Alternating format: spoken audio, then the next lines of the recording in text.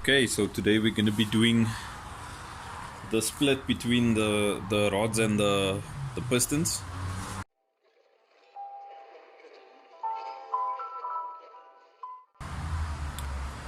So what I'm going to be using for this is going to be this. I think this is a 13 mil or 12 mil drill bit and small flat screwdriver, so that I can get the circlips out, so that I can get the rest pin out, and then the piston and the rod will separate. The one thing that I wanted to note was the orientation of the tabs for the bearings that fit into these rods. So they are on the same side as this part of the piston. So these clocking tabs and this is on the same side. So I'm just gonna pull these out and then we'll take it from there. So something important to note is that this relief over here, I think it's for the oil squirters in the block, so that it clearances it and it doesn't hit it on the piston's downward stroke. So that's why this is here, I think. I just need to double check and see if that is indeed the case. So let's get to it. Okay, so this drill bit is a bit too small, too big, so it doesn't fit into the wrist pin, so I'm going to use something slightly smaller. The principle is exactly the same, so it should work either way. So what you have to do is you put your drill bit into the hole of the wrist pin, and then you look for the gap in between your circlip ends. So if you have a look, mine is over here. So see, maybe some light. There we go. Mine's over there. So what I'm going to do is I'm going to move the gap by sliding the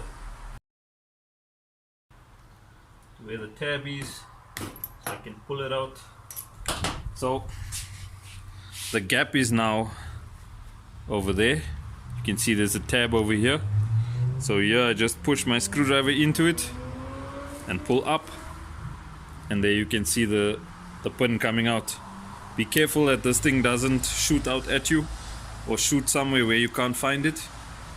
They have a tendency of doing that because they are loaded with tension, just like that. So this is what holds your wrist pin in, and with that, wrist pin should push out. Okay, so it's a little bit of force. Looks like it's come out. Strange. These pistons actually have the hole at the top of the small end, and you can see there's a little bit of like a guide inside the small end. So this doesn't look like it. Oh, it does have a bit of a bush inside it, but yeah, this is a strange design. I guess that's why they don't have to drill it over here on the inside, because it's drilled out on top.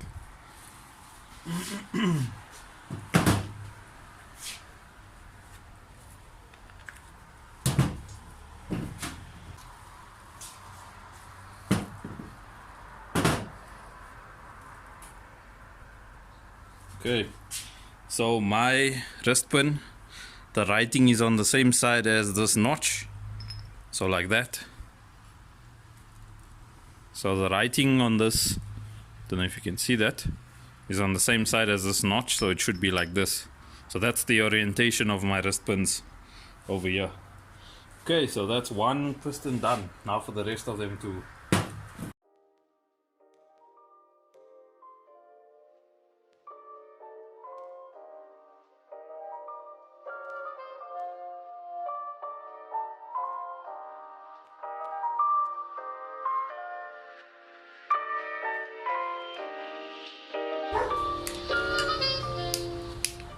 here we are, the final one. This is the one that I struggled to take out the rings from. One of the rings actually broke in two pieces.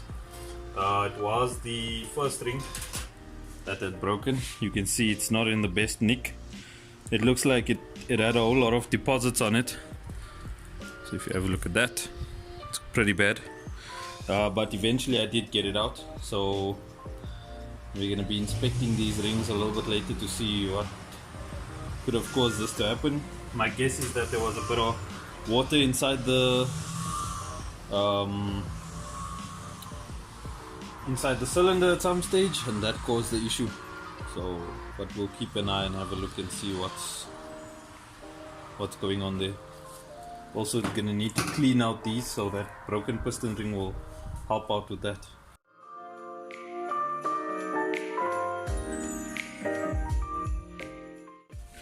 And that's that. So now all the pistons are disassembled from the rods. So now we can get on to cleaning each of them and having a look at the wear on the skirts.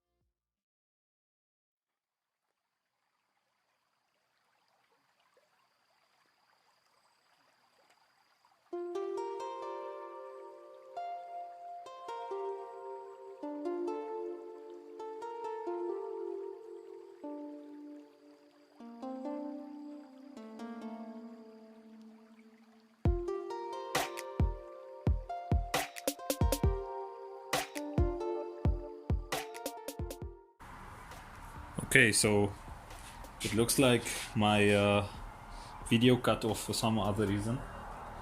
So basically I'm done with 4 of the sets of pistons and rods. Just need to do 2 more, so 5 and 6 are the last 2 that I need to finish up, and then we can have a look at the pistons, clean out the ringlands, and then put them away, oil them first and store them.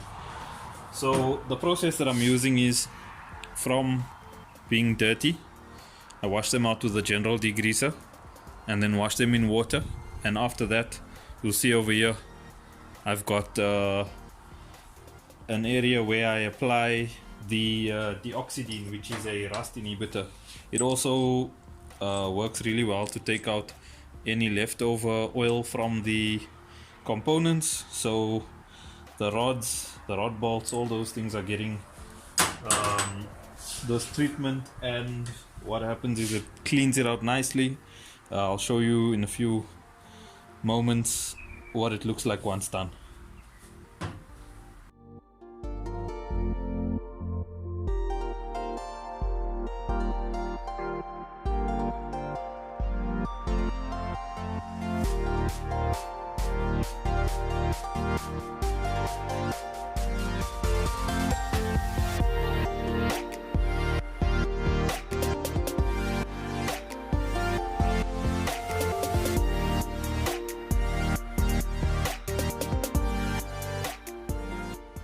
Okay, you'll see this is set number 6, so it's piston number 6, rod number 6, wrist pin number 6, and Conrod bolts number 6. So these are used as test, well, as guinea pigs for the process that I was doing with the rest of the pistons.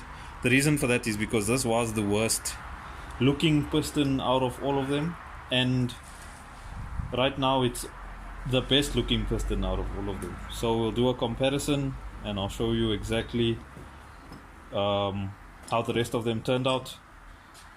and then we can compare whether piston 6 looks better or not. We're also going to look at skirt, piston skirt wear, to see if we've got issues with possible piston slap. But yeah, let's finish up washing these and then we can get to that. Okay, so now we're going to oil the piston assemblies and put them away for storage.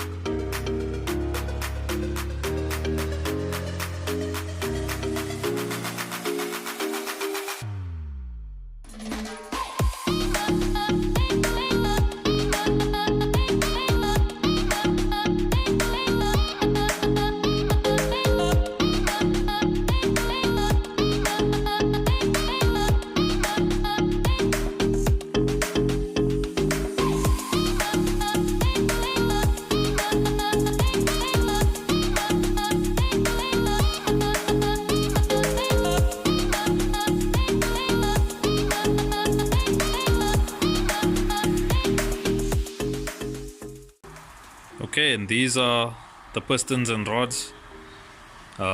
Starting from left, going right, it's 1 to 6. And yeah, so it's all cleaned up. The next thing that I'm going to do is just clean the ring lands. And then I'm going to put these away and start on the other nitty-gritty stuff that I need to finish up.